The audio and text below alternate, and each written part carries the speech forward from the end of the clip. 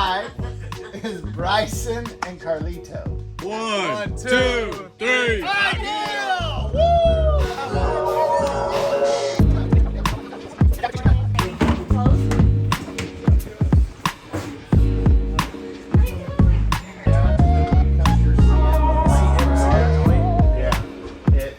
So we're trying to get to 5 builds. That was our goal.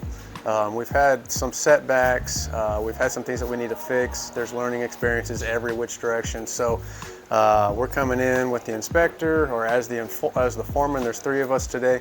I'm one of them. We're coming through and we're checking everything, trying to make sure that everything is done correctly. So in house 1 here, we had a little bit of an issue. The seams weren't correct on the flooring. They're functional, but they don't look as good. So at this point, we're trying to figure out what we need to do to get these houses out of here. Every hour, every minute counts at this point. We're trying to get through a minimum of 3 builds. We got a couple months left, so we still have 1 more full build to go.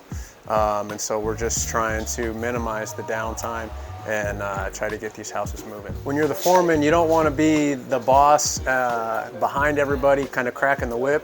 You want to be the leader that's picking up things and dragging things along with the rest of the crews, motivating them by your example, not by just your words. So the old saying is, your example is so loud that I can't hear your words. As a foreman, you're gonna come in and we got 5 builds going. So what I'm gonna do is I'll walk around all the different houses and I'm gonna see who's behind. Who's the furthest behind, that's where I'm gonna jump in and then keep it moving.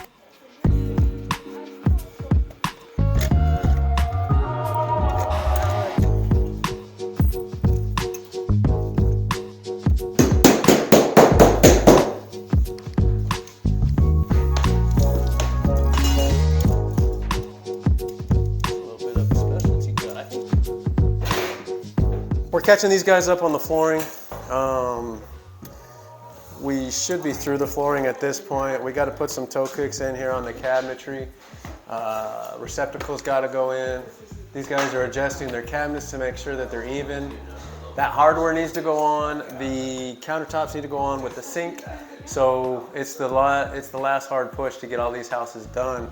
And we got quite a bit to do.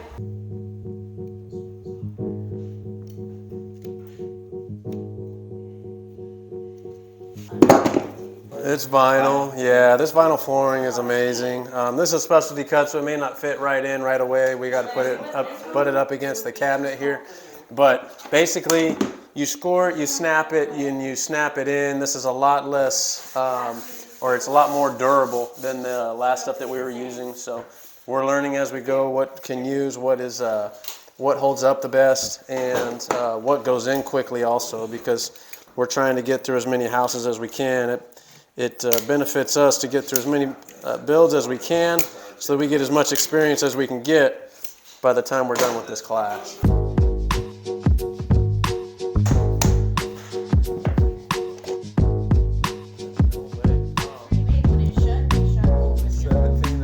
5/8. Yeah, this one's like flush to the edge, so that one is that door. But then when I shut it, it went over that door. That one?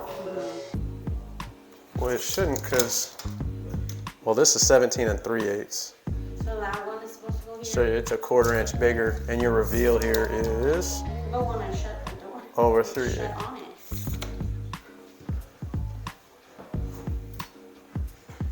It shouldn't. Where's your power drill?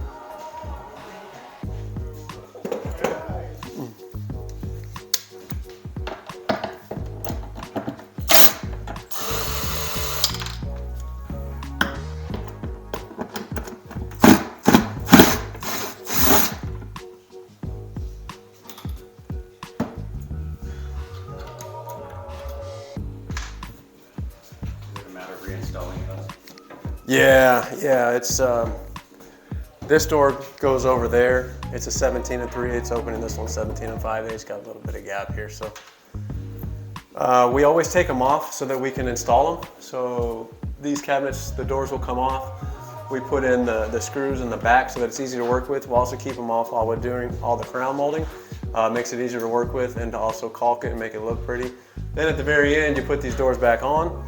You adjust the reveal, which is the top and the bottom, and then the reveal in the middle, and then you'll put your hardware on. So they're at the stage of putting them back on. We're getting close, but just happened to put one of them on the wrong spot is all. Should have been right up to it, right? Yeah, they're both a little bit over. This one's already a little over 70.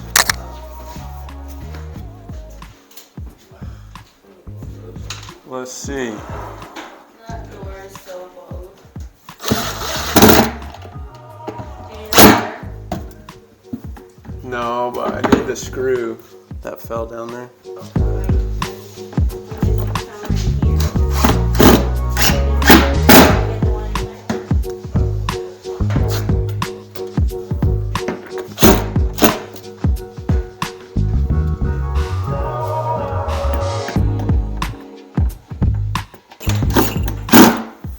It's perfectly level down here at the bottom, and your reveal right here is perfect, top and bottom. You know, you got your cabinets right. What's your reveal? So the reveal is this gap right here. So you're gonna have reveal on your doors, you're gonna have reveal on your cabinets. And you want this spacing here to be the same spacing all the way up top. You can see that you have that. And you also have a reveal down here where both of these cabinets are exact same height. And it goes all the way down to the other side. And it looks nice, perfect, symmetrical, doesn't catch you off guard, doesn't look abnormal. That's exactly what you want when you come in.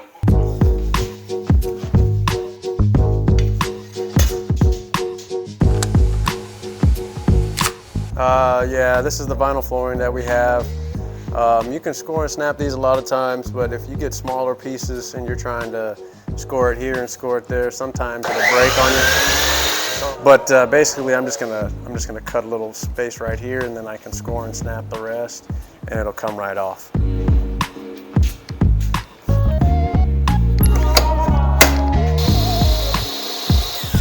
It's the little things in these houses that make it look good. So you can get this done and bang it out real quick. We want efficiency, but we also want quality. So if you come out here and you're having trouble with the cut inside, if you come outside with the miter saw, if you score that and make it look real straight, that's gonna butt up against a cabinet that no floorboard's gonna go on top of.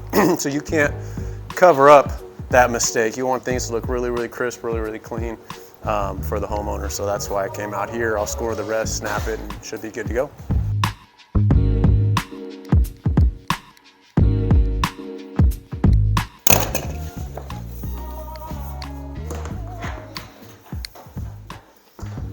We'll see if it works.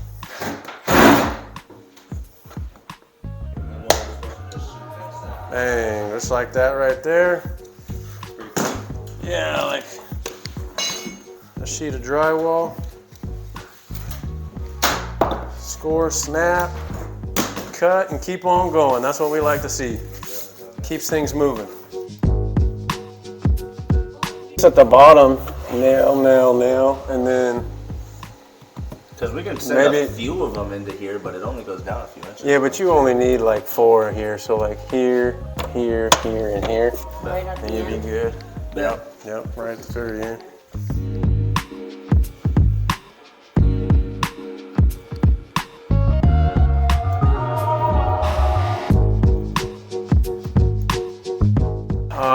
If all 5 houses fall behind, then that's your fault.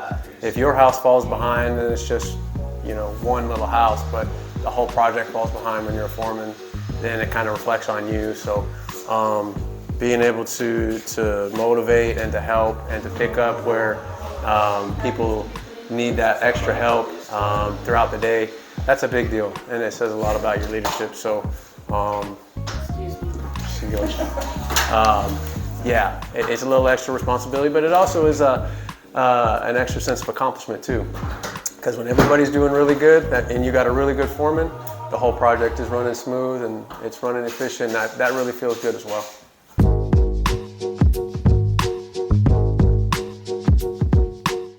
This one here I'm taking a little extra time on because this is one where the toe kick is going and there's no baseboard. So it has to meet up just right. Otherwise you'll see this gap for the rest of the time that they own this house.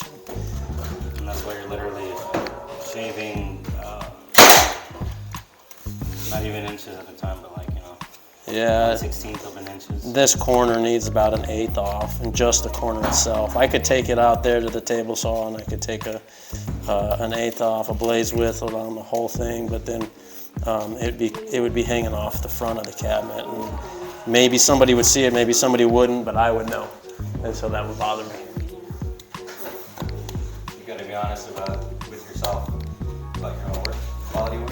Yeah, you know, at the end of the day, when you're building these homes, it feels good to go home and to know that you made a difference and that, you know, somebody's gonna have something of quality, and you can see the difference, something tangible, something that you can touch. And so you want to definitely do a good job, because it makes you feel good when these products leave here that you did a good job for somebody else. All right, so I got this in here. I got the seam lining up just right. There's not going to be a gap on this side, which is important to me. And then I kind of shake this in. I watch the gap here, and then I come down here and I wobble this down, and I'm maybe like a 1/16 off now. So Literally just a little more shave off. yeah, I could probably hit that with a rubber mallet and make that fit, but it would be tight. And so wood expands and contracts. Say the monsoon season is going to be in Arizona. It's going to expand when it gets real moist, and it's going to dry back out. Well, when it expands, this wood here, it's going to push on this, and it's going to make it bow. So we want to have a little bit of gap there, ever so slightly, but we don't want it to be super, super snug, because those are the boards that are going to start to get wavy and look really ugly in a year or two. So it's kind of each worker's preference, but for me, I'm not going to shove that down in there and get by, because I know that I could, but I wouldn't be happy with it. I'm going to shave off a little bit more, let it lay down flat. That way when it expands and contracts, it's still going to stay nice and level and clean and neat for the homeowner.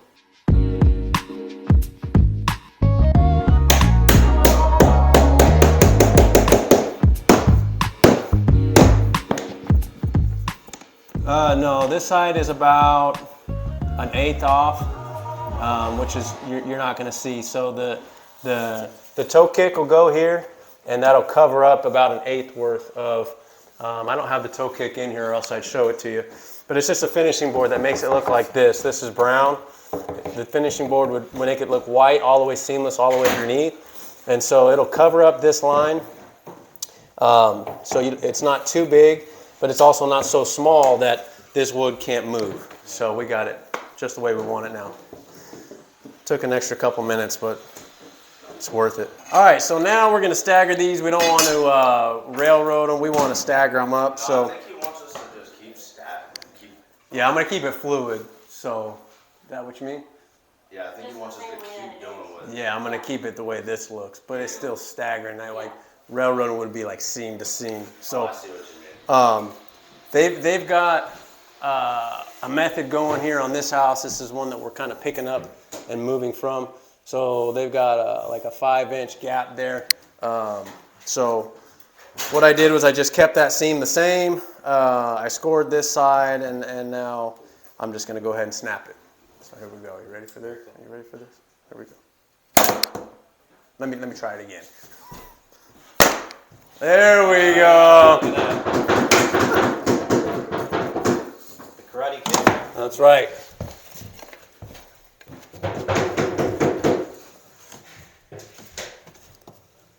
Now, why do you guys have these little chunks right here that are separating the ends from the wall? So it's called a floating floor, expansion, contraction, and we don't want it to be too tight, like I was trying to explain before on the cabinet. The base will come in and cover that up, but this floor is not going to be locked to the ground. It's going to be floating, and so we need to have a little bit of space there for everything to move. We don't want any bows. So we put that there, and then if we were to push and make this seam correct on this side, it wouldn't slide underneath that drywall. It would still hold strong. So it gives us a space at the very end for expansion and contraction, and then it also gives us something to push up against too when we're trying to make all these seams nice and tight.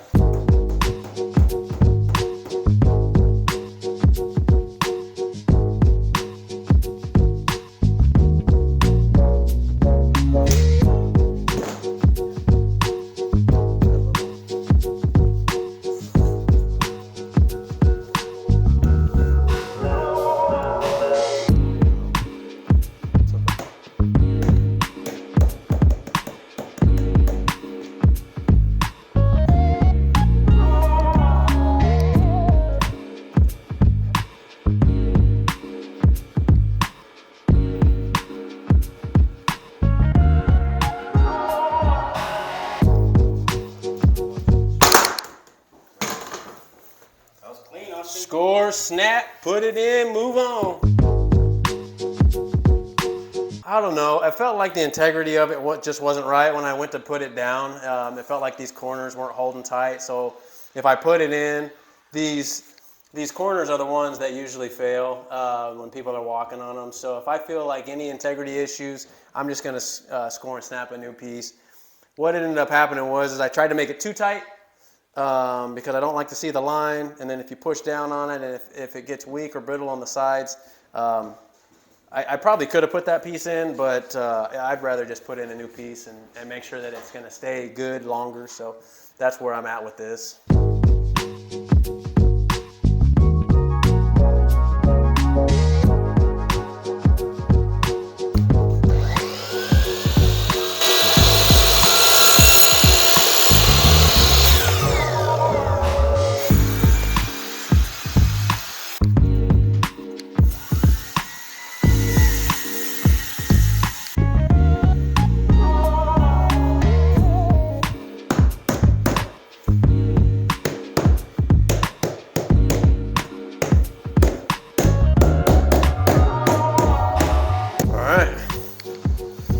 Piece.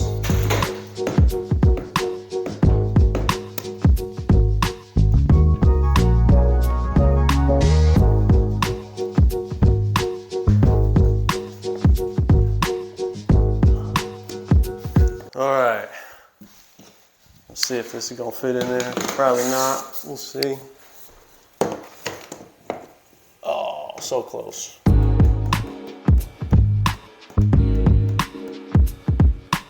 Yeah, 2 3/8, just under. So when I say just under, that means I just take a blade length off. And it should fit in there pretty smooth. This is another one of those pieces that is up against the side of the cabinet. So we're trying to make it as tight as we can without compromising it being able to move. So just one of those things. We'll see how it works out.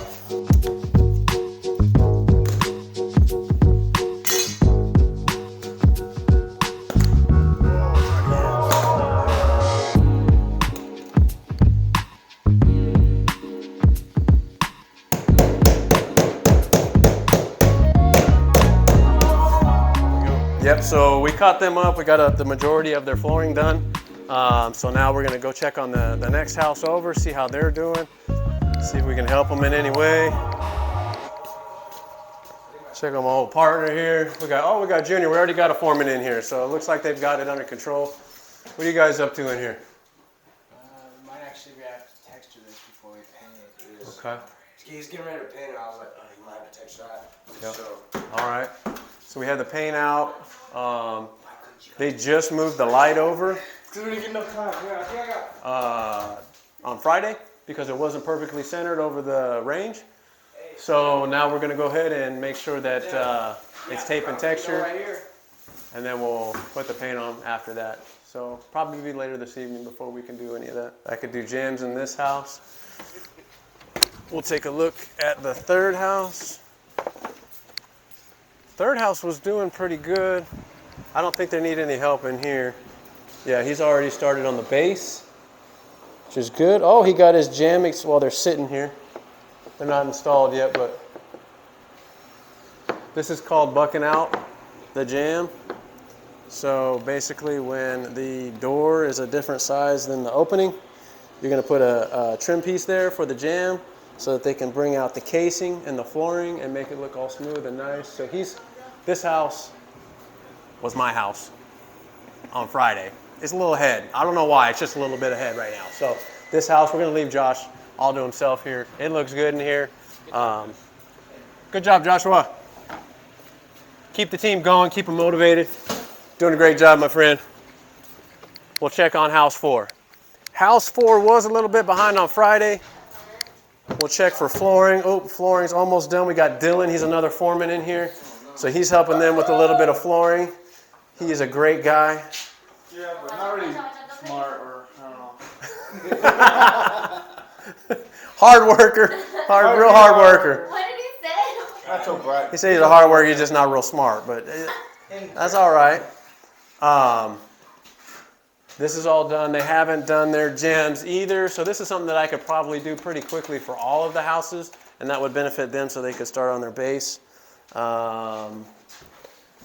Looks like everything else besides their toe kicks, once they get that last piece of flooring in, they can put in their toe kicks. So we'll check out house 5 real quick, and then we'll formulate a plan on what else we can do for them.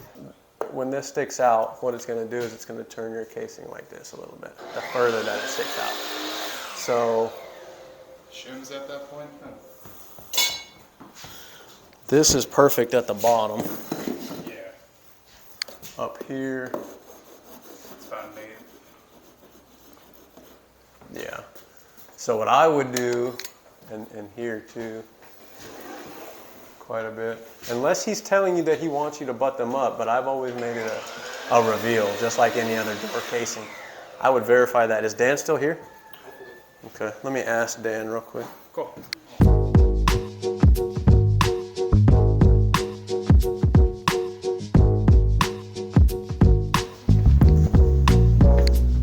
These guys are bucking out their door jambs, but look how much further this sticks Well- out. It's gonna turn their trim around. A little bit. It depends on, I've got the same problem in another one. Is, Look at this though. yeah, that might be a little much. But the only other thing you can do is when you do your corner, you're gonna have to shim it. So To keep it flat and then caulk it behind it. right. Okay. So you want them to leave it like that? Well, because he's about even there, so what do you do? Yeah, he's even here. Right. You would just have to. Wide here, but it's pretty close here. So just when you put your 2 corners up.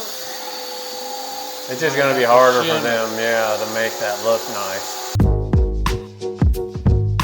So you'll have to shim behind here, because the seam looks good now, right? And then when you put a nail through it, it sucks it to the, And the gap just again. and then it just goes, and it's big right here.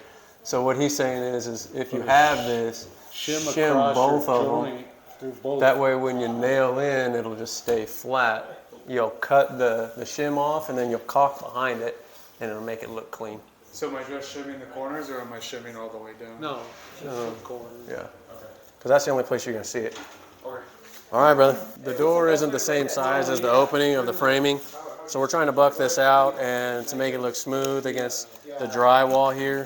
So basically you're just gonna put a jam extender from here to there, and that's gonna make it look really nice and give you a flat spot to put your casing.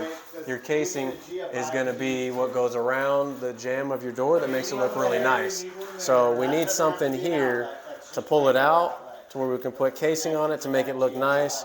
What ends up happening is that the drywall is a little bit different top and bottom, so they're having a hard time cutting it to where it's real flat. Because the flatter that jam is, the better your casing's gonna look. Because if it's off from the drywall, it'll open up the casing and it will make it look bad. So basically right now what I'm doing is I'm cleaning this up. I'm gonna pull all this out.